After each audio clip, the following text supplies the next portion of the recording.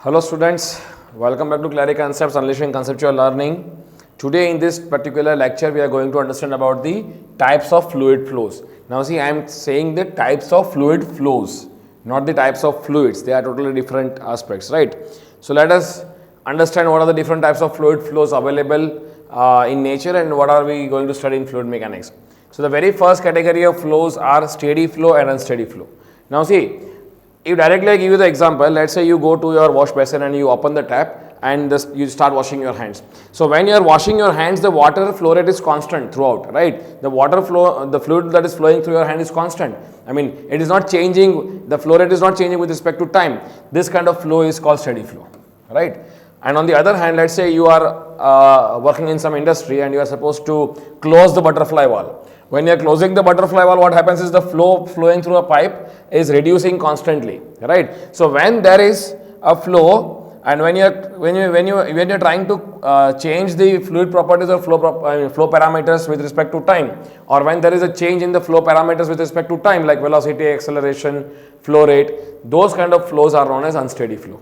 So let me just explain you. Let's say for example, I have the pipe through which a fluid is flowing, and at all the points of the pipe, let's say at all the points of the pipe, you take any point, let's say I just choose this particular point, and at this particular point, velocity, acceleration, let's say properties like density, temperature, all of them does not change. It has the same value at particular value, and if they do not change with respect to time, and if this happens at all the points. Now I am not saying here that the value of velocity, let's say it is 5 meters per second, the same velocity should be over here. I am not saying that. The velocity over here, let's say, is 3 meters per second. But I mean that this 5 meters per second at this point will be constant at all the time. It is not changing with respect to time, and this 3 meters per second is constant at all the times. So when the flow properties or fluid flow parameters does not change with respect to time, and if this happens at all the points, then the flow is said to be the steady flow. And if there is any change observed in the flow property or fluid property at any given point with respect to time, then the flow becomes the unsteady flow. So let me just show you the definition. For a steady flow, it is said that a fluid flow in which all the flow properties and flow parameters at any point in a stream remains constant with respect to time. This is very, very crucial. If it remains constant with respect to time, then the flow is said to be steady. On the other hand, a fluid flow is the one in which unsteady flow is the one in which any of the fluid properties or flow parameter at any point in a stream changes its value with respect to time. If you found any one particular parameter changing with respect to time at a given point, then the flow becomes the unsteady. Clear? Okay, let us look at the second category of fluid flows, uniform flow and non-uniform flow. It is similar sort of things with steady and unsteady, but steady and unsteady was referring to flow parameters being constant with respect to time, whereas uniform and non-uniform flow will refer to flow parameters constant with respect to space, okay, at any given point of time. So for example, let's say I have two types of pipes. One is cylindrical pipe with a constant diameter, another is a gradual decreasing cross-sectional area pipe which is acting like a nozzle. So now when I talk about the velocities, let's say velocity at this point and this point, velocity is 5 meters per second, and here also it is 5 meters per second. Similarly, if I talk about velocity here, it will be, let's say, 4 meters per second, and gradually when you come here, because the area is reducing, and for an incompressible flow, velocity will increase when area decreases. So velocity, let's say, is 7 meters per second. Now, a flow is said to be uniform flow where at all the points of the domain, remember this thing, at all the points of the domain, the fluid properties or flow parameters must have same identical values at any given instant of time. So for example, if you click the photograph at time t equals to 5 seconds, and in this photograph, at all the points, your velocity u should be having same value. That means u at this point should be equal to u at this point, u at this point, and everywhere. Then your v should have the same value at all the points. Your temperature should have same the values. Your flow rate should have same values. So it means the steadiness or the constantness or uniformity in the values of the flow parameters and fluid properties with respect to space at any given instant of time is referred as the uniform flow. And if at any given point at a given instant of time, if there is a change in the value of the flow parameter or fluid properties with respect to space coordinate, so for example here, value of velocity here is 4, here is 7, so the values are not matching. That means at any given instant of time, if the values are not matching, then the flow is said to be the non-uniform flow. So remember this thing, uniformity has to deal with the space constantness of the variables with space, and steadiness has to do with the constantness of the variable with respect to time. So I can say that uniform flows is the one in which all the fluid properties and flow parameters has the same value at all the points throughout the fluid domain, that is known as uniform flow. On the other hand, the flow in which any of the fluid properties, that is density, viscosity, anything, or flow parameters like velocity, acceleration, do not have same values at all the points. That means even if there is a change of values at only one point in the domain, then the flow is said to be the non-uniform flow. Clear? Alright. Let us talk about the laminar and turbulent flows.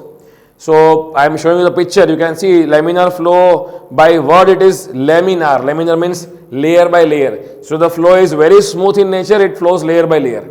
On the other hand, turbulent flow, you can see on the animation, the turbulent flow is highly chaotic in nature. It has lot of eddies involved into the flow and it is highly mixing, right? So the fluid properties like pressure and velocities will constantly vary at any given point of time. Whereas here the variation is very, very limited, right? So both of them has their own importance in industrial applications. So let me talk about laminar and turbulent flow. I can say that laminar flow is characterized by the fluid particles flowing smoothly in a smooth path in a layers, with each layer moving smoothly past the adjacent layer with a little or no mixing. On the other hand, turbulent flow is the fluid motion characterized by chaotic changes in pressure and flow velocities during the fluid flow. Clear? So let me take you to the next types of fluid flow, that is compressible and incompressible flows. Now this is very interesting to understand because many students many students get questions about compressible flows and compressible fluid. They are confused between these two. So firstly understand what is compressible flow and what is incompressible flow, and then I will explain you what is compressible fluid and incompressible fluid. They are the two different aspects, right? So firstly, if I talk about the flow, in any given flow, let's say I have the pipe and fluid is flowing through this pipe. Now let us say I have identified some fluid parcel with a volume V and given boundary this, right? Now if the fluid is flowing, the fluid flows, that means the parcel will also flow along with the fluid, and during the flow, if volume of the parcel does not decrease or not increase, that means volume if does not change, in that case the parcel has an identified mass m, volume if it does not change, it means the flow is incompressible. The flow is incompressible. And if volume changes, that means it either decreases or increases, then the flow is said to be the compressible. So let's say if the fluid flows and volume does not get affected, then the flow is said to be the incompressible flow. And on the other hand, if the same identified volume if flows and it gets reduced, it gets shrink, so that it is compressed, that means the flow is said to be the compressible flow, right? Now, so it also refers to the constantness in the density of the fluid flow. So incompressible flows refers to the flow in which the material density, that means density mostly of the fluid is constant, of the fluid at different point is constant within the fluid parcel, or else in the compressible flow refers to the flow domain in which material density changes within the fluid parcel that moves along with the fluid velocity, right? So density of the parcel remains constant, that is incompressible flow, and density if changes, when will density change? When the volume will change, right? Mass is the same. So when it changes, then the flow becomes compressible. Now listen to this one thing. The compressible flow can only happen using the compressible fluids. Right, now let us understand what is compressible fluid and what is incompressible fluid. So compressible fluids are the ones which can get easily compressed by pressurizing them. For example, air, oxygen, nitrogen. So mostly the fluid in gaseous form which has lesser value of bulk modulus, they can easily be compressed by pressure. On the other hand, incompressible fluids are those which has high value of bulk modulus, and in order to compress those fluids, it requires extraordinary pressure, like you can say water or oil. So they are incompressible fluids. So you can never have compressible flow with the incompressible fluids. So you leave it apart. But using compressible flow, which is like air, oxygen and nitrogen, you can also have using compressible fluids like air, oxygen and nitrogen and all gases, you can have compressible flow as well as incompressible flow. Now when air is flowing through a pipe with a Mach number less than 0.3 Mach number is in atmospheric condition, you can say that it is around 100 meter per second of velocity, for example, right? So if the velocity in a fluid, atmospheric air, when flowing through a pipe with velocity less than 100 meter per second, the flow is incompressible. Even though the fluid, that is air, which is compressible, the flow is incompressible. Why? Because you take any fluid parcel in the pipe, the parcel will not change its volume. The volume will remain the same. So the flow is incompressible. Incompressible, I said, right? But when Mach number increases beyond, let's say 0.3, 0.4, and if it reaches the Mach number nearer to 1 and 1, then there is the chances where the velocity, the density of this air will locally change. And there is a chances where the fluid will turn into the compressible flow. So with compressible fluid, the fluid can have compressible and incompressible both the flows. But with incompressible fluids, you can only have incompressible flow. Clear? So I don't know whether we are much clear or not, but this is what I would like to share it with you. So incompressible flows are mainly the flow of liquid fluids flowing through the pipe like water and oil and all. Whereas the compressible flow mainly, if I talk about flow of air, or when a fighter jet is moving at Mach number more than 1.5, it will have the shock waves. And this flow, external flow over the fighter jets or this kind of supersonic vehicles, then this flow is said to be the compressible flows, right? Now we'll talk about rotational, irrotational flow. Now I want you to concentrate over here because this is a little bit confusing. So what are rotational flow? In fluid domain, if the fluid element rotates on its own axis, then the flow is said to be rotational. And in the fluid domain, when the fluid element does not rotate on its own axis, then the flow is said to be the irrotational flow. Now see what does it mean?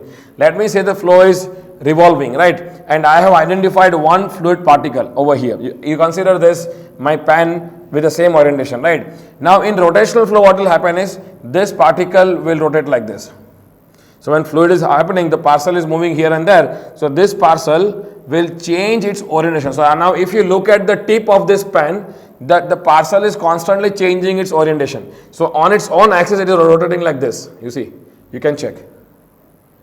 On the other hand, what are irrotational flow? If the flow would have been irrotational, then the tip of my pen, the orientation of the particle would have not changed. So if I take it like this, this is flowing like this, you know. It is not flowing like this, but it is flowing like this. You can see. Now, do you observe any change in both of this? The orientation does not change. So the element does not rotate on its own axis. You're getting my point? So this is the irrotational flow. So I can say that rotational flow is the flow in which each element of the moving fluid undergoes net rotation with respect to a chosen coordinate axis from one instant to other instant. So at different instant of time, the fluid element will change its orientation, right? But in the irrotational flow, each element or the moving fluid undergoes no net rotation with respect to a chosen coordinate axis from one instant to other instant. Clear? Let me show you one video that will make you understand more clarity about rotational, irrotational flow. I have got this video from one of the YouTube channel. Here a person is doing an experiment. So he has several, just let me pull this back a bit. He has a fluid flow and he has a stick. Now you see, the stick is revolving like this, a very lightweight stick. So that means this flow is rotational flow, remember, right? Now what he has did, he has changed the flow and now he will put a cross stick. You will see the orientation. Just a minute. Let him put the cross stick for better understanding.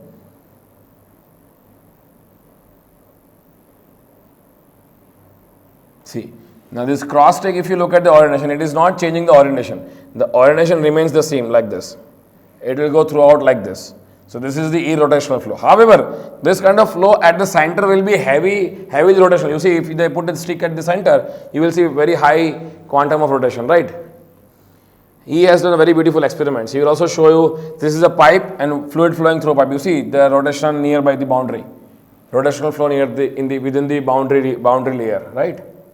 Also rotation in the boundary layer of external flow, you can see you will put some kind of cross element and you will be easy, it is just going as it is. That means now there is no rotation over here in the flow, right? So I hope you understood rotational irrotational flow. Thank you so much for looking at this video. I hope you now have more fundamental understanding about the types of fluid flow. Thank you.